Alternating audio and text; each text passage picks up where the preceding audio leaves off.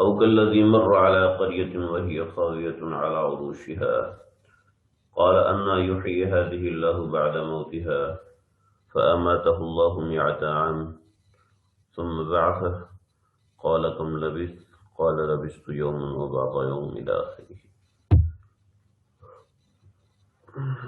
ہمارا درس آج آیت نمبر 259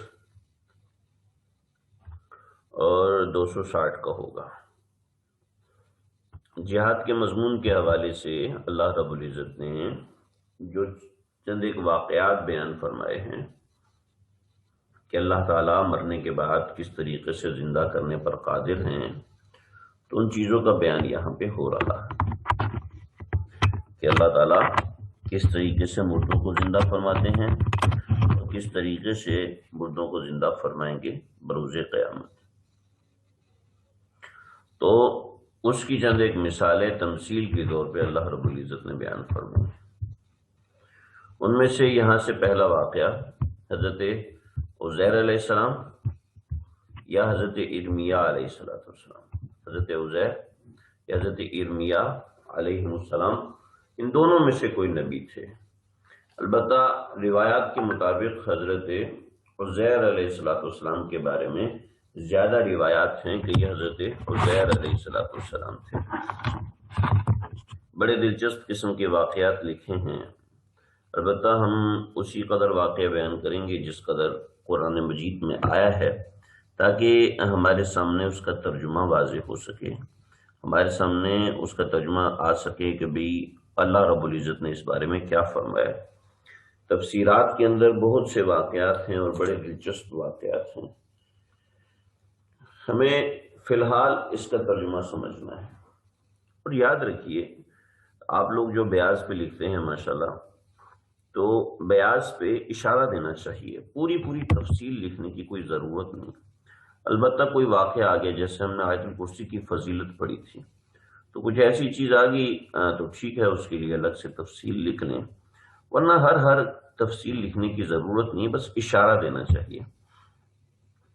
اور جس ساتھی کی بیاض مجھے پسند آتی ہے، زیادہ سمجھ میں آتی ہے، ماشاءاللہ سبھی کا اچھا کام ہوتا ہے، بعض دفعہ میں سب کا دیکھ نہیں پاتا ہوں، تو جس کا کچھ ایسا محسوس ہوتا ہے تو میں گروپ میں بھیج بھی دیتا ہوں، تاکہ آپ حضرات کو سمجھ میں آ جائے کہ اس طریقے سے کام کرنا ہوتا ہے، اس طریقے سے معاملہ کرنا ہوتا ہے۔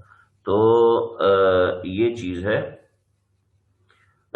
تو یہاں پر دیکھیں تو ہم بنیادی طور پہ وہی واقعات سمجھیں گے جتنے یہاں پر ذکر کیے ہیں۔ مثال کے طور پر میں ایک دو چیزیں آپ سے عرض بھی کروں گا۔ او کالذی مر علی قریۃ وہی خاویۃ علی عروشها، یہاں سے وہی واقعہ، یعنی اللہ چند ایک واقعات جو احیاء موتا، مردوں کو زندہ کرنے کے حوالے سے جو واقعات ہیں وہ یہاں سے شروع، یہاں سے اللہ رب العزت نے دو واقعات بیان فرمایا۔ اوپر بھی واقعہ ذکر کیا حضرت ابراہیم علیہ السلام کا، نمرود نے کہا کہ میں بھی زندہ کرتا ہوں، میں بھی مارتا ہوں۔ تو یہاں پر ہے او کالذی مر علی قریۃ، یا اس شخص کی مثال کی طرح، کسی شخص کی مثال ہو، مرہ جو کہ گزرا، علی قریۃ کسی بستی کے اوپر سے، وہی خاویۃ جو کہ گر چکی تھی، علی عروشها اپنے چھتوں پر۔ ہوا یہ کہ حضرت عزیر علیہ السلام بیت المقدس سے گزر رہے تھے، بیت المقدس سے گزر رہے تھے، بیت المقدس نہیں، بیت المقدس سے حضرت عزیر علیہ السلام گزر رہے تھے، تو یا بعض روایت کے مطابق کسی عام بستی سے گزر رہے تھے۔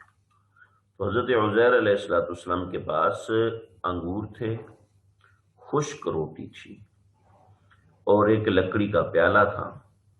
تو حضرت سفر میں چلتے ہوئے یہی زیادہ راہ ہوتا ہے، تو جو انگور کہیں سے ملے تھے ان کو حضرت عزیر علیہ السلام نے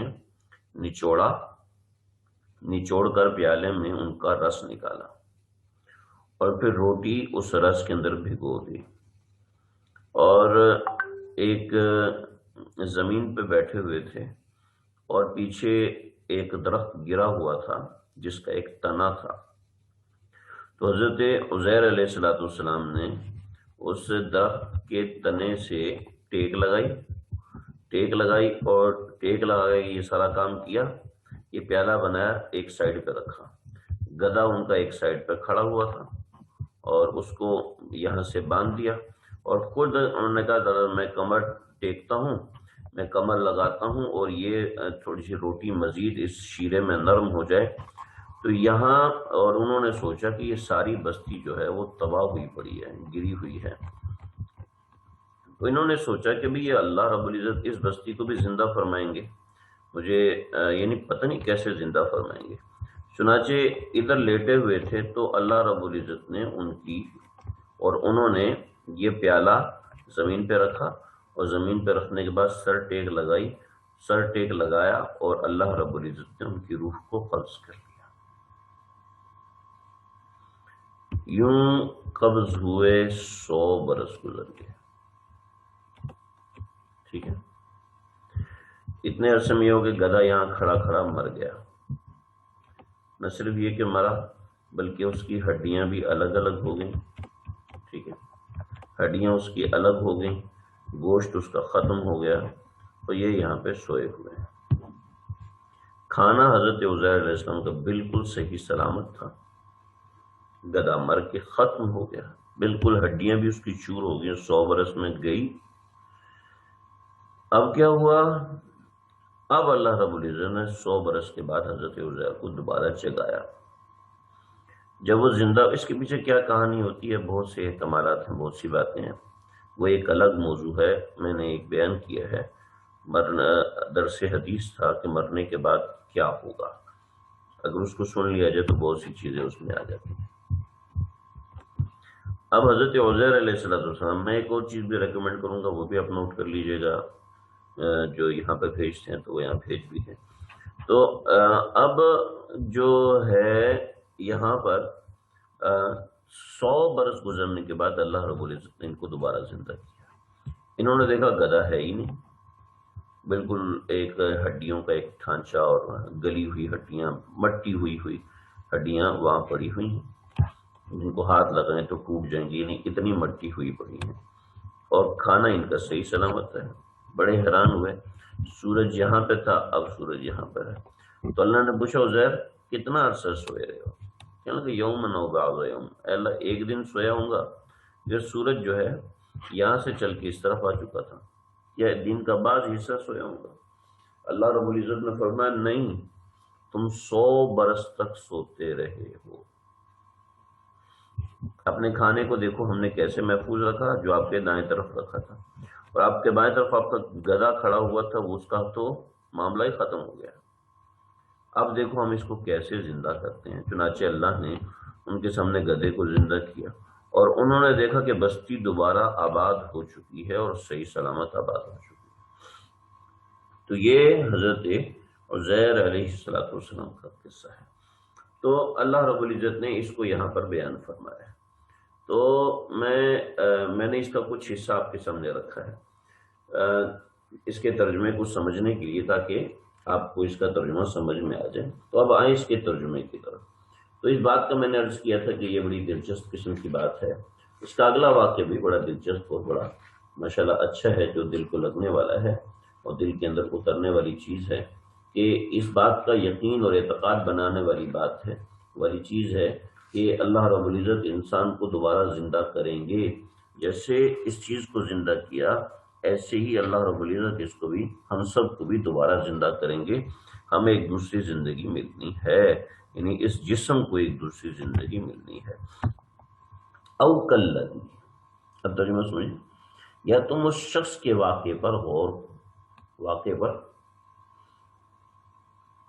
کیا ہے، او یا کلذی اس شخص کی طرح، کا کسی کا واقعہ بھی ہو، اس پہ تم لوگوں نے غور کیا ہے کہ جو شخص مر علی قریۃ، جو کسی شہر کے پاس سے گزرا۔ ترجمہ تھوڑا سا مشکل ہے، ہمیں اس میں محذوف نکالنا پڑے گا،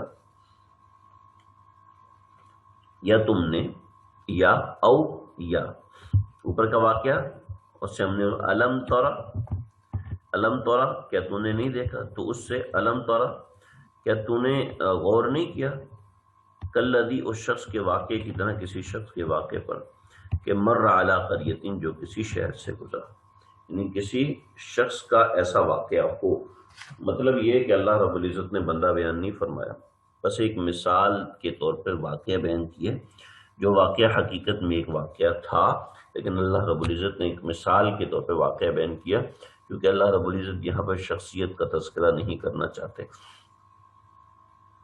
آگے جس شخصیت کا تذکرہ کرنا چاہتے ہیں اس کا آگے تذکرہ اللہ رب العزت نے فرما دیا.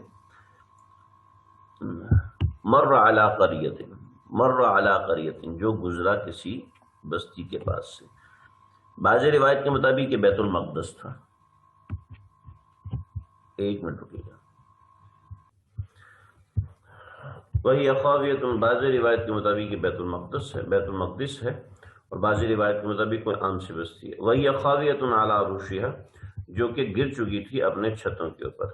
دیکھیں یہ بڑا خوبصورت تعبیر ہے، جو کہ اپنے چھتوں کے اوپر گر چکی تھی، مطلب بالکل نیست و نابود ہو چکی تھی. یہ دیواریں ہوتی ہیں، یہ چھت ہوتا ہے. تو ایسا ہوا کہ اس کے چھت گرے ہوئے تھے اور دیواریں اس کے اوپر گری ہوئی تھیں. مطلب یہ ہے کہ یہ کنایا ہے اس بات سے کہ وہ بستی بالکل تباہ ہو چکی تھی. قال، تو فرمایا، قال انا یحیی ہذہ اللہ، کیسے، انا کا مطلب کیسے، یحیی، تو اس نبی نے کہا کہ زندہ کیسے زندہ کرے گا، ہذہ، اس قریہ کو، اس بستی کو، اللہ تعالی بعد موتہا، اس کے تباہ ہونے کے بعد. فَأَمَاتَهُ، تو اللہ رب العزت نے ان کو موت دے دی، حضرت حسین کو، 100 عام، 100 برس تک. ثم بعثه، پھر ان کو دوبارہ زندہ کیا. قال، پھر فرمایا، کم لبثت، کتنا عرصہ تو نے سوتے میں گزارا. قال، تو فرمایا، لبثت یوما، ایک دن گزارا، او بعض یوم، یا دن کا کچھ حصہ گزارا. تو اللہ رب العزت فرمایا، قال، اللہ نے فرمایا، بل، نہیں، بل نہیں، یہ نہیں ہے. بل، اس کو بل انکاریہ کہتے ہیں، ٹھیک ہے نا. انکاریہ یعنی پہلی بات کا، میں نے کھانا کھایا، بلکہ چائے پی ہے، یعنی کھانا نہیں کھایا. تو یہ بل، یہ پہلی چیز کا انکار کرنے کے لیے ہے. تو بل، بلکہ میں نے، بلکہ لبستہ، تو نے گزارا ہے، لبستہ گزارا ہے، 100 عام، 100 برس. عام برس کو کہتے ہیں، جیسے آپ نے سنا ہوگا آپ صلی اللہ علیہ وسلم نے فرمایا عام الحزن. فانظر، دیکھ، زندہ رکھنا ہو تو ہم کیسے رکھتے ہیں. فانظر، پس دیکھ، ادھر دیکھیے، الی طعامک، اپنے کھانے کی طرف، وہ شرابک، اور جو آپ نے پینے کے لیے پانی رکھا ہے اس کو دیکھیے. لم یتسنہ، وہ خراب نہیں ہوا، وہ باسی نہیں ہوا. وانظر الی حمارک، اور آپ دیکھیے، الی حمارک، اپنے گدھے کی طرف، اپنے گدھے کی طرف. وَلِنَجْعَلَكَ آیَةً لِلنَّاسِ، یہ ہم نے اس لیے کیا. اس کو فی الحال آپ چھوڑ دیں، اس کو آپ چھوڑیں. وانظر الی العظام، الی حمارک، اپنے گدھے کو دیکھو. یہ درمیان میں وہ قاف فا لگا نا، یہ بڑی حکمت سے لگایا. وانظر، اور دیکھیے، الی العظام، ہڈیوں کی طرف. کیف ننشزھا، کیسے ہم اس کو بناتے ہیں، کیسے ہم ان کو اٹھاتے ہیں. ثم نکسوھا لحما، پھر ہم کیسے اس کے اوپر گوشت کو پروتے ہیں. پرونا تو ترجمہ میں نے کر دیا چڑھانا، نکسوھا چڑھانا، کیسے ہم اس کے اوپر گوشت کو چڑھاتے ہیں. جیسے آپ لوگ باربیکیو کرتے ہیں تو اس سیخ کے اوپر گوشت چڑھاتے ہیں، تو اس کو یہ کسو کہتے ہیں. اور اسی طریقے سے اللہ رب العزت جو فرماتے ہیں کہ آیۃ لکم اللیل نسلک منہ النہار، یہ نسک، یہ نہیں بلکہ وہ اور چیز ہے. جیسے جسم کے اوپر کھال ہوتی ہے، ہڈیوں کے اوپر گوشت بھی ایسے ہی ہوتا ہے، چڑھا ہوا ہوتا ہے. تو ثم نکسوھا لحما، کیسے ہم اس کے اوپر گوشت بھرتے ہیں. فلما تبین لہ، جب یہ چیز ان کے ساتھ،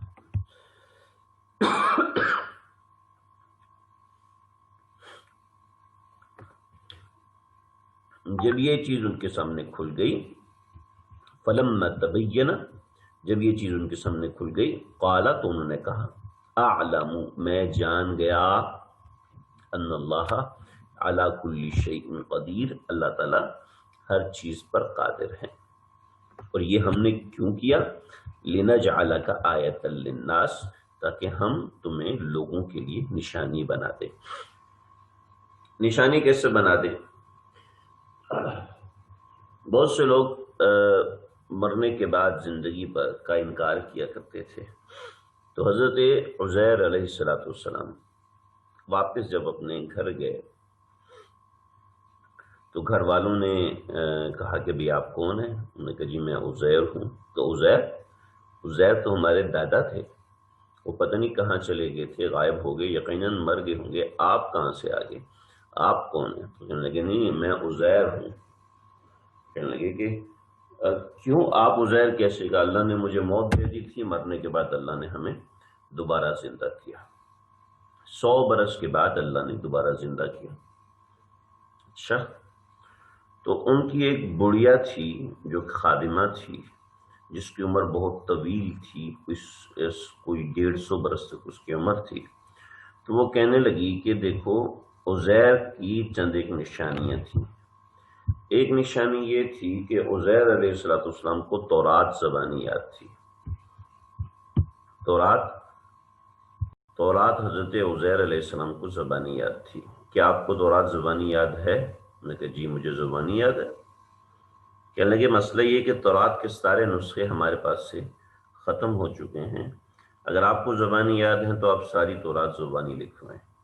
چنانچہ حضرت عزیر علیہ السلام نے زبانی تورات لکھائی اور وہاں کے علماء سے تصدیق کروائی، واقعتاً وہ صحیح تورات تھی جو حضرت عزیر نے لکھوائی۔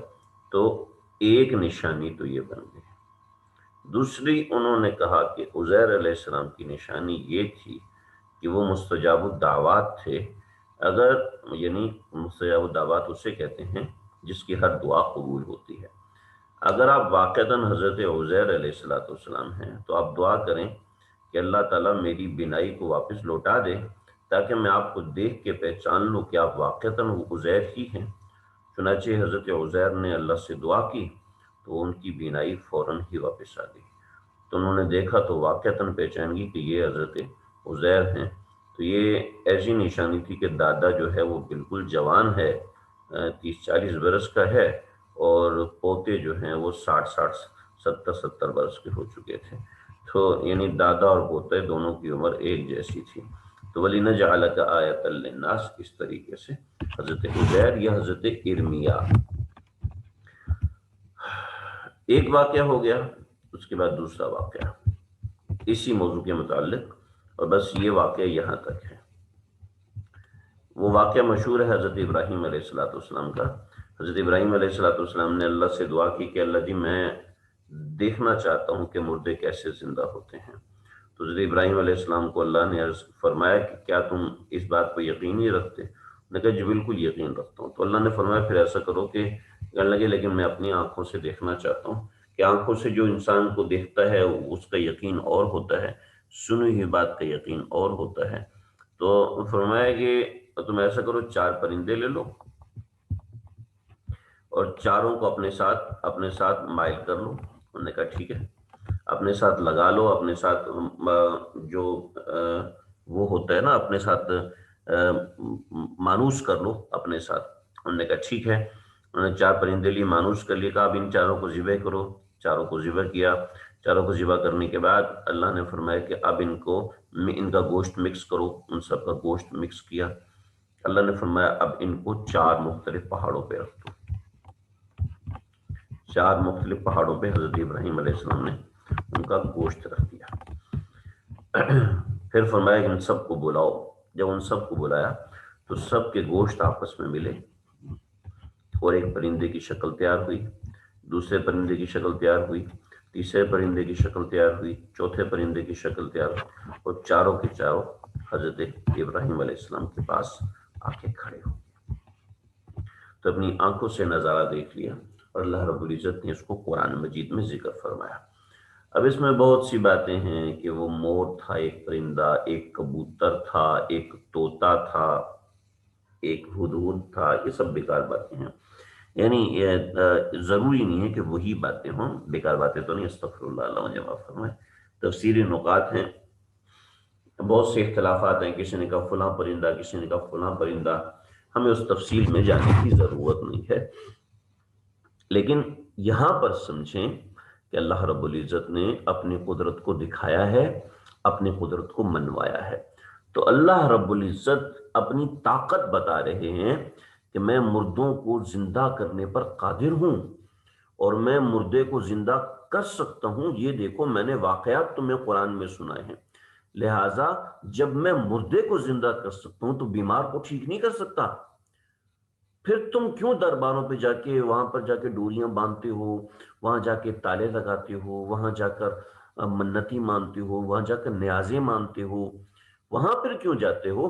جب میں مردہ زندہ کر سکتا ہوں تو میں تمہیں صحت نہیں دے سکتا؟ جب میں مردہ زندہ کر سکتا ہوں تو میں تمہیں اولاد نہیں دے سکتا؟ جب میں مردہ زندہ کر سکتا ہوں جو دنیا میں ممکن نہیں ہے، لیکن میں کر سکتا ہوں، جب میرے لیے کوئی مشکل نہیں ہے، کوئی مسئلہ نہیں ہے، جب میں یہ کر سکتا ہوں تو میں تمہاری روزی میں برکت نہیں ڈال سکتا، میں تمہارے اندر اتفاق اور محبت نہیں ڈال سکتا، میں تمہارے دل کو اللہ کے لیے ٹھیک نہیں کر سکتا، میں تمہارے دل وغیرہ وغیرہ وغیرہ وغیرہ۔ یعنی اللہ رب العزت ان واقعات کو سنانے اور سمجھانے کے اندر اس چیزوں کو بیان فرما رہے ہیں جو حقائق ہیں۔ وَإِذْ قَالَ إِبْرَاهِيمُ رَبِّ أَرِنِي كَيْفَ تُحْيِي الْمَوْتَى، جب حضرت ابراہیم علیہ السلام نے عرض کیا کہ اے میرے پروردگار دکھائیے، ارینی مجھے دکھائیے، کیف تحیی الموتیٰ کیسے ہم مردوں کو زندہ کرتے ہیں۔ قالا تو ہم نے کہا اولم تؤمن کیا تو ایمان نہیں لاتا؟ قالا لیکن انہوں نے کہا بلا کیوں نہیں اللہ میں تو ایمان لایا ہوا ہوں، ولکن لیطمئن قلبی لیکن میں اپنے قلبی اطمینان کے لیے اس کو دیکھنا چاہتا ہوں۔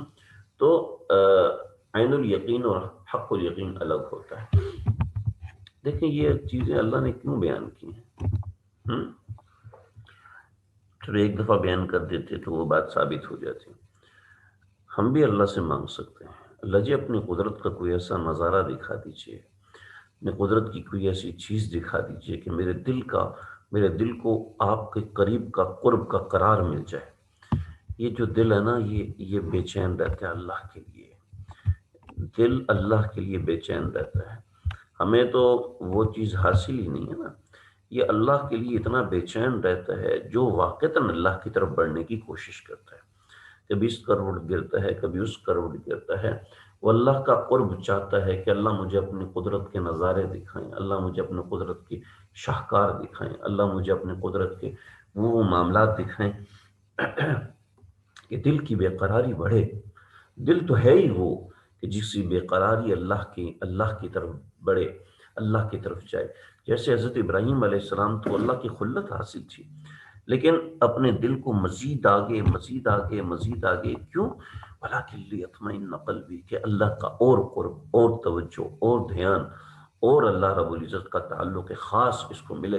تو وَلَكِنْ لِيَطْمَئِنَّ قَلْبِي یہ ہم بھی اللہ سے مانگ سکتے ہیں۔ لہٰذا جو قرآن سے سنیں سمجھیں وہ آگے عمل کرنے کی کوشش کیا کریں، اللہ میرے دل میں بھی اتار دے۔ قال فخذ تو اللہ نے فرمایا ٹھیک ہے لے لے، اربع دے۔ اللہ نے کیا جواب دیا؟ سبحان اللہ، اللہ نے انکار نہیں کیا۔ اوہو، کوئی اللہ سے مانگے اللہ انکار نہیں کرتے جی۔